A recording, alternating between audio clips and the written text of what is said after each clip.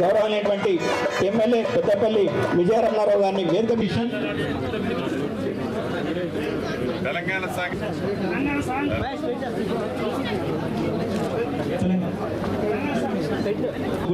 గారికి గౌరవ ఏసీపీ పెద్దపల్లి గారు సత్కరించవలసిందిగా విజ్ఞప్తి చేస్తున్నాం.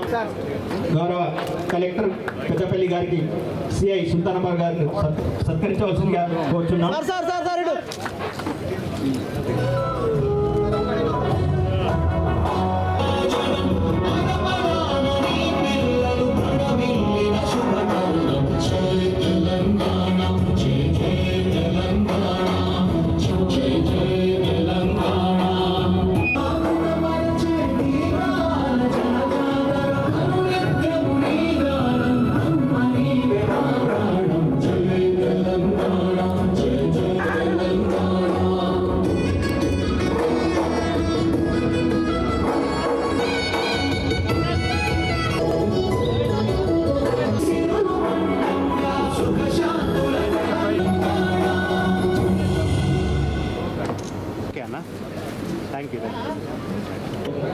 ఇక్కడ కొత్తగా పోలీస్ స్టేషన్ ఏర్పాటు చేయాలని అందరి జాడ్యాన్ని జాడ లేకుండా చూసే సిపి సార్ వెల్కమ్ స్పీచ్. మేము 10 సంవత్సరం ఎస్పీగా చేశాము. ఎప్పుడు కూడా ఒక పోలీస్ స్టేషన్ రావడానికి చాలా పెద్ద కార్యక్రమం, కానీ మనకు అదృష్టం 4 ఈ 4కి భాగంగా ఈ ఎలుగేడు చాలా పెద్ద అండ్ కొత్త పోలీస్ స్టేషన్. మిగిలిన పోలీస్ స్టేషన్ ఇది పెద్దపల్లిలోనే ఉంది, but this is a very unique police station. 12 GP ఉంది, దాదాపు 20,000 పబ్లిక్కి లాభం ఉంటుంది. 12 జీపీలో పెద్ద ఏరియా ఉంది. ఐ థింక్ మోర్ దెన్ 20 కిలోమీటర్కి రేడియస్ ఉంది ఈ పోలీస్ స్టేషన్కి. సో ఈ పోలీస్ స్టేషన్ మంచిగా నడిపించుకోవడానికి మేము సఫిషియెంట్గా resources, manpower, trained manpower కూడా ఇక్కడ ఇచ్చాము. సిఐ గారు, ఎస్ఐ గారు కొత్త చాలా అనుభవం వాళ్ళకి మంచిగా సెలెక్ట్ చేయడం జరిగింది. అదేవిధంగా నూతన పోలీస్ స్టేషన్లో ఇచ్చిన అందరు ఆఫీసర్స్కి మంచి ట్రైనింగ్ ఇచ్చి స్పెషల్గా క్రైమ్ గురించి, తర్వాత రిసెప్షన్ గురించి మనం ట్రైన్ చేసి 2 రోజు నిన్న వాళ్ళకి పర్సనల్గా బ్రీఫ్ చేసి ఇక్కడ పంపడం జరిగింది.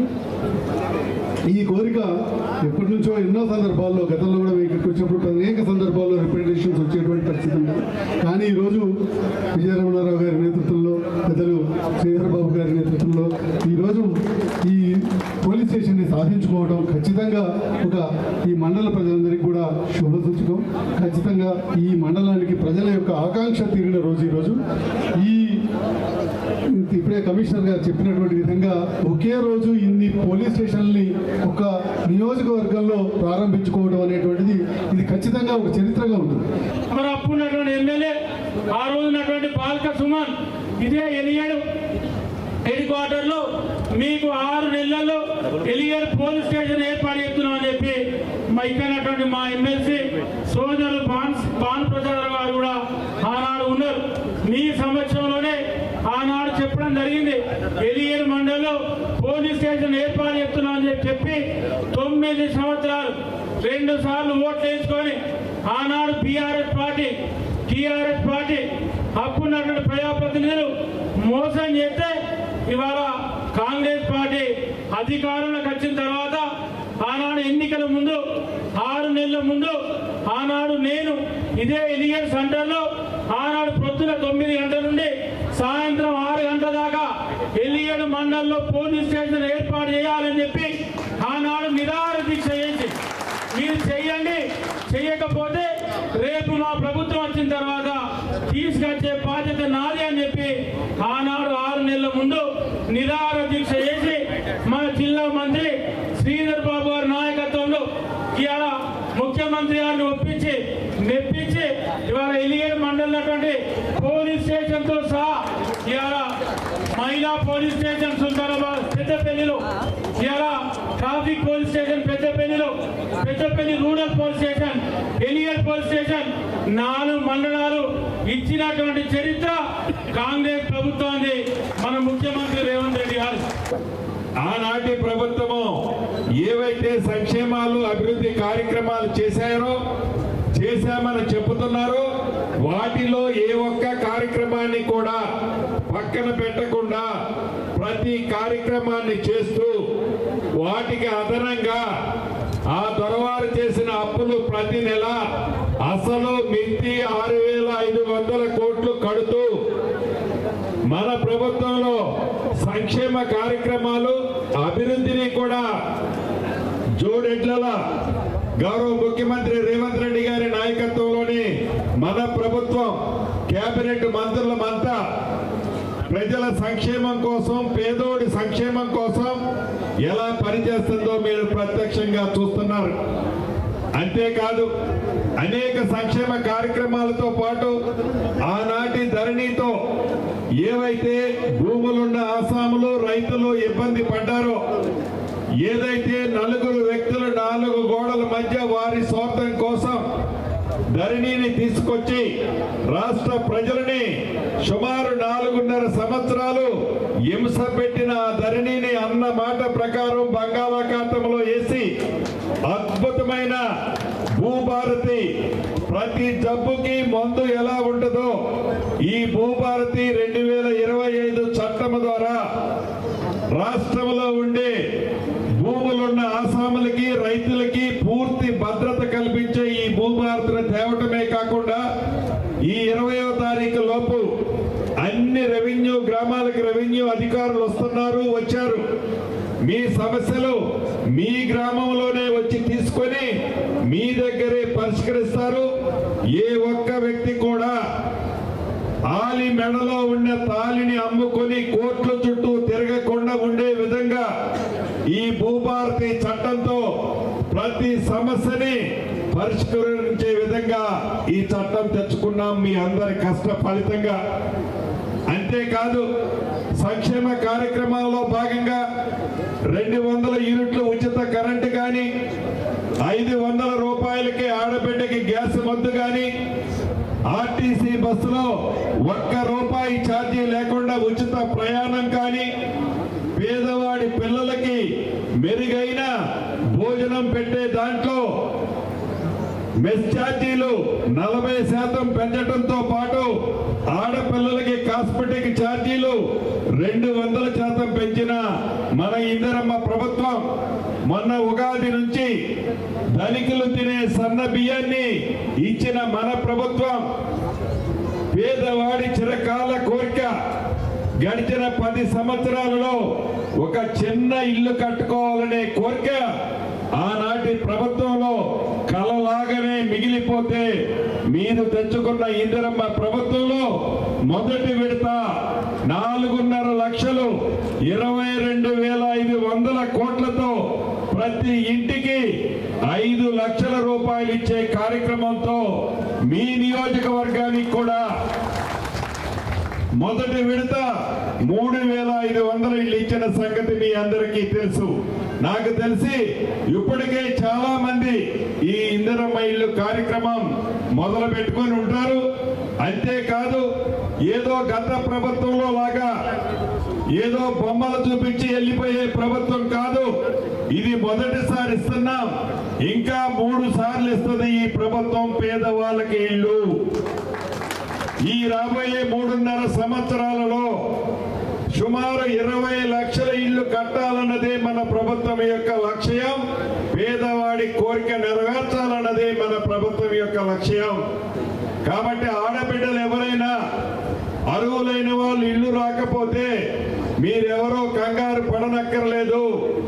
తప్పకుండా అర్హులైన ప్రతి పేదవాడికి ఇందిరమ్మ ఇల్లు ఇచ్చే బాధ్యత మీరు ఆశీర్వదించి దీవించి పంపిన మీ ఇందిరమ్మ ప్రభుత్వానికి మాది అని ఈ వేదిక మీద నుంచి మీకు తెలుపుతూ రాబోయే ఎన్నికల్లో ఎలానైతే అసెంబ్లీ ఎన్నికల్లో ఇందిరమ్మ ప్రభుత్వాన్ని తెచ్చే దాంట్లో పాలు పంచుకున్నారో ఇక్కడ ఉన్న నాయకులు, అభిమానులు, కార్యకర్తలు తప్పకుండా వచ్చే ఏ ఎన్నికల్లోనైనా మీ ప్రేమ అభిమానాన్ని అదే రకంగా చూపించాలని మనస్ఫూర్తిగా కోరుకుంటూ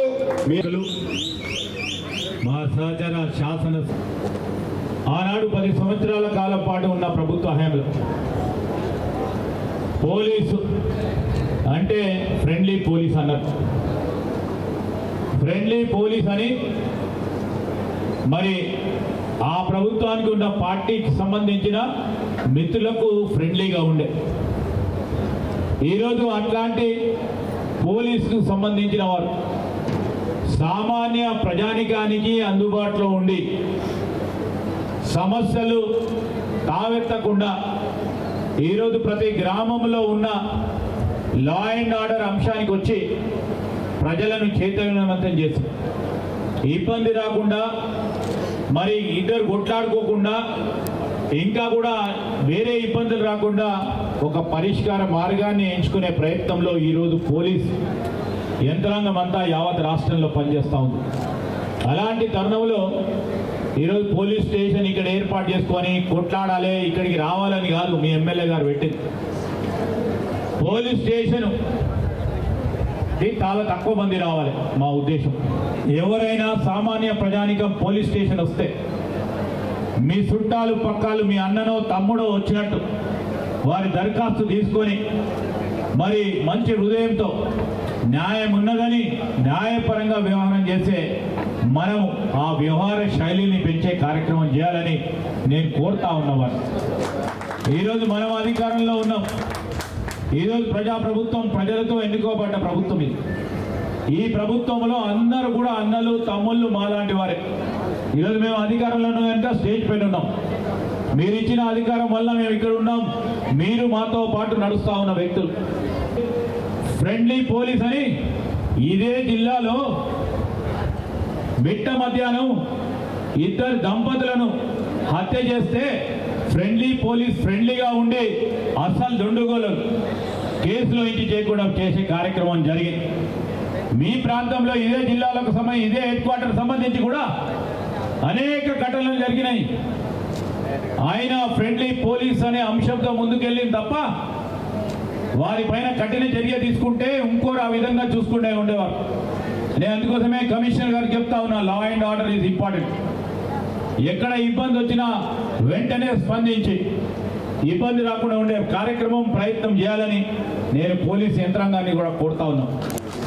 రాబోయే 4 సంవత్సరాల కాలంలో మొత్తం ఇల్లు లేని నిరుపేదకు దశల వారీగా ఇల్లు శాంక్షన్ చేపించే కార్యక్రమ భాగంలో ఈరోజు మీ ఎమ్మెల్యే గారు విజయ రమణారావు గారు చొరవతో 3500 ఇల్లులు ఈ నియోజకవర్గానికి, ఇదే ఎలిగేడు మండలానికి కూడా అత్యధిక సంఖ్యలో మీకు ఇల్లు ఇచ్చే కార్యక్రమాన్ని చేపట్టడం జరిగింది. కలెక్టర్ గారు స్వయాన వారి శ్రీమతిని కాన్పు ఎక్కడ చేసిండు? ప్రభుత్వ ఆసుపత్రిలో చేసిండు మన కలెక్టర్ గారు. అంటే ప్రభుత్వ ఆసుపత్రిలో ఇస్తా ఉన్న వైద్య సదుపాయాల విషయంలో ఈరోజు మీ అందరూ కూడా చెప్తా ఉన్నాం, ఆ ధైర్యాన్ని మీకు కావాల్సిన వైద్య సదుపాయాలకు సంబంధించి, సౌకర్యాలకు సంబంధించి ఎక్కడ కూడా ఇబ్బంది లేకుండా ఉండే ప్రయత్నంలో నిజంగానే కలెక్టర్ గారికి అభినందనలు తెలియజేస్తా ఉన్నాను. చేస్తా ఉన్న ప్రయత్నానికి ప్రభుత్వం సంకల్పించిన వైద్యం, విద్యకు సంబంధించిన అంశం విషయంలో అధునాతనమైన అంగుళాల్లో రేపు రాబోయే కాలంలో విద్యకు సంబంధించిన పాఠశాలలు, వైద్యానికి సంబంధించిన వైద్యశాలలు అందరికి కూడా పేదవారికి దగ్గరగా ఉండాలి, వైద్య సదుపాయం కల్పించే కార్యక్రమం బాధ్యతలో మేము ముందుకెళ్తామని